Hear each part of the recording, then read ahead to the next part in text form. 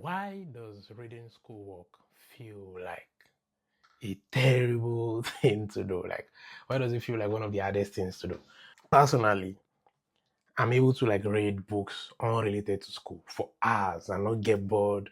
And each month I'm buying books, I'm listening to audiobooks in the gym, I'm buying hardcover books, paying subscriptions. And then I know friends who can pick up a 400-page fiction book and read it in 2 days. Somebody just told me that like she couldn't sleep at night, so she pulled up a 400-page book and then she read until the next morning. It's crazy, right? But you give me or this same person, like, give them, just make them want to study like schoolwork, and it feels like hell. They'll study for a few minutes and then they get bored and they get tired, right? And I think reading like is a beautiful thing to do. Like it's one of the favorite things I enjoy.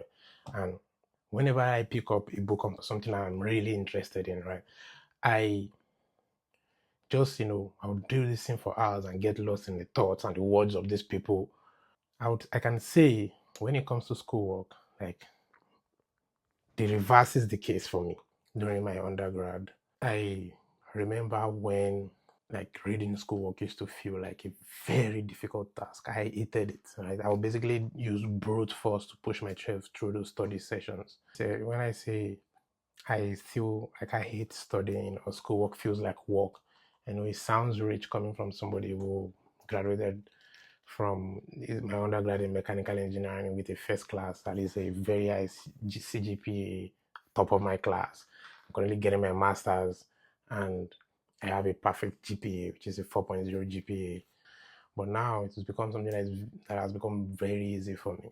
What I've come to realize is that the mindset I have when I'm reading, say, a book on personal development and the mindset I have when reading my academic work or school work is different. When I'm reading those books that are outside school, the the mindset I have is, okay, I'm reading this to basically nourish my soul, to invest in myself, to improve myself, right? And then I read without the fear of remembering what I'm reading. And interestingly and funnily enough, I remember those things. They come to me when I need them. Maybe I'll be in the middle of a conversation and the information will just pop in and then I'll drop the quotes because I basically deposited that information in the past. But when it comes to schoolwork, at least during my undergraduate studies, which was when I used to experience this every time, I would be reading with the constant worry and fear of, would I remember this in the exams, right? And I remember reading once and then I spent like hours just worrying if I will be able to use the knowledge this current topic that I'm reading, if I were able to use it to get an A in this course. And it's basically like reading without freedom, like reading with like a barricade around your mind. You're just fixated on just passing an exam, and it limits the amount of knowledge someone like I used to get from information. But I realized over time that like the best way around this is first like eliminate that fear of would I remember this in the exam, and then I basically took some step of faith to say all I have to do, right? There's this saying again from the Bible where Jesus was talking to his disciples, and he said like maybe they will persecute you, and then like okay, I think the saying was something about don't worry about what you would say when they arrest you and they ask you questions, for it will be given unto you. And I was like, okay, that sounds interesting. And then I basically took that for myself.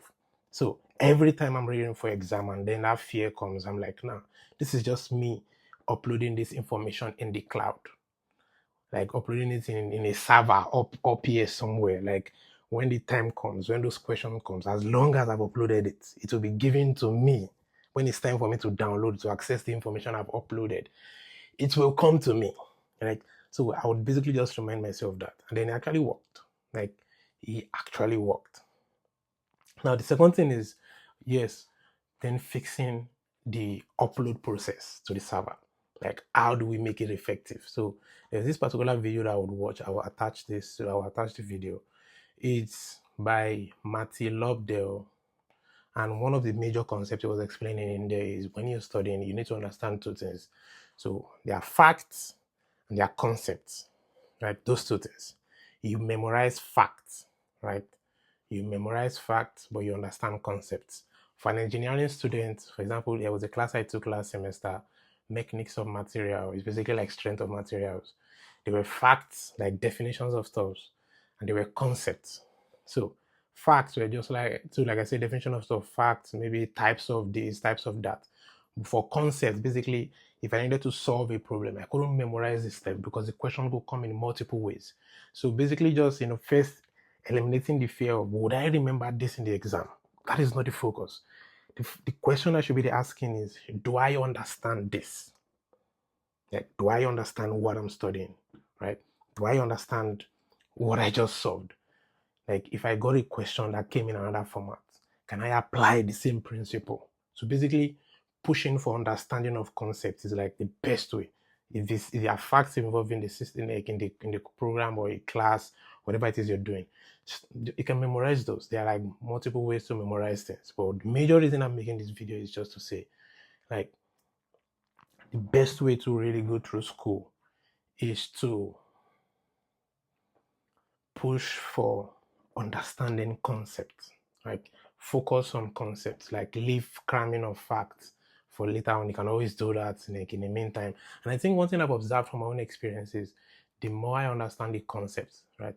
For example, maybe with stress, if I understand the entire concept of stress, like stress analysis, I can always push the concepts, like my understanding, to form a definition. And every time I do that, it works. And I think the reason I think this is important is when you eventually take this as a skill and then you put it into the real world, it's still applicable, right? When you take this skill of like understanding, pushing to understand concepts in the real world, when nobody's asking you for facts, like if you understand the concept, it sticks with you for a long time, right? And then you take that into the real world. It's a transferable skill. It's still applicable, whether at a job or at a business, you're running a business. If you do something and then you push to understand a particular system or a particular marketplace, you can make it into whatever you want. The question you should be asking is, do I understand this? Does this make sense to me? And like one of the ways you can check if you understand something is to explain it to somebody, right? Explain it to somebody. As you're explaining to someone, you find the lapses in your understanding, and then you can go connect that. And if you don't have a way to do that to a person, explain it to yourself, explain it out loud, hear your own thoughts, and then it helps.